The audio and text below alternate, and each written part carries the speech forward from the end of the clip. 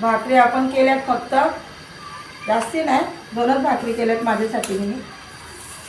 आणि चवळीची भाजी बघा आणली दुपारी, मस्तपैकी तिला साफ केले. आता चवळीची भाजी बनवायची आणि भाकरी आणि खिचडी. आता भाजी बनवताना दाखवते तुम्हाला, मस्त लागते भाजी चवळीची. बघा आपण घेतली आता चवळीची भाजी करायला. आता तेल टाकलं, लसूण टाकला आणि मिरची टाकली. आणि आता मी टमाटर टाकते.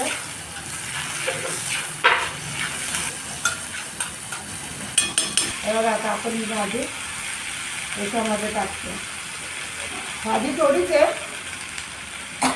आणि या आपला बिड्याचा तवा आहे, तर ह्या बिड्याच्या तव्यामध्ये कशी भाजी मस्त लागते खायला, म्हणून ती तव्यावरच मी टाकली भाजी.